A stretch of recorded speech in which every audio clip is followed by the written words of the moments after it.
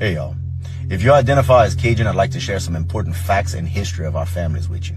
I ask that you take a moment to stop and really think about them. In 1604, our families left France and settled the maritime provinces of Canada known as Acadie, where they made allies and intermarried with the indigenous Mi'kmaq people. This lasted for about 150 years until after the British gained control of Acadie, at which point our Acadian families were expected to swear an unconditional oath of loyalty to become British subjects. Heroes like Beausoleil Broussard stood and refused to denounce their Catholic religion, cultural identities, or take up arms against French or indigenous people. This led to the Grand Dérangement, the Great Deportation. From 1755 to 1764, the English decided to deport everyone of the wrong ethnicity. British soldiers enforcing the law went door to door arresting our families, intentionally separating women from their husbands, children from their parents, throwing them in prison ships and sending them off. Of the 14,000 Acadians, over 11,000 were deported. Of the 11,000 deported, more than 5,000 died in the process. It was an ethnic cleansing and is regarded as a crime against humanity. They were shipped to many different locations, with the groups who eventually arrived in Louisiana being the ones that pertain to us. Now, Louisiana was a giant French territory that encompassed the entire middle third of the U.S.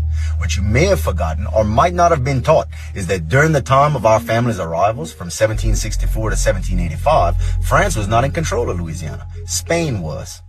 And when our families had no place to call home, it was a fellow Latin culture that said, yeah, you can come maintain your religion and identity here. We'll take you in. Our families didn't immigrate to the U.S. as that country didn't even exist yet. They didn't immigrate at all. They were asylum-seeking political refugees that were taken in by Hispanics.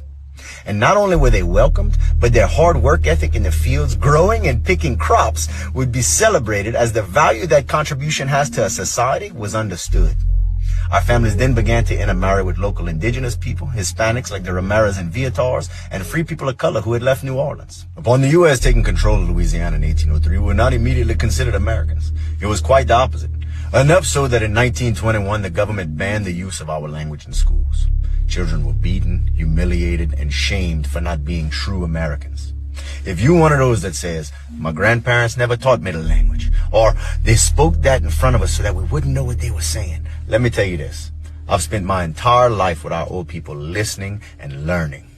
And I've never once heard one say, I denied my children the language because we wanted to tell secrets. What I have had them tell me is we were ashamed, we were haunted, we were embarrassed. We were told that we were bad, we were taught that we were less than. See, the difference between them and their great-grandparents is that when the English came to Acadie, they confronted grown men. When they did it to our grandparents, they went after children.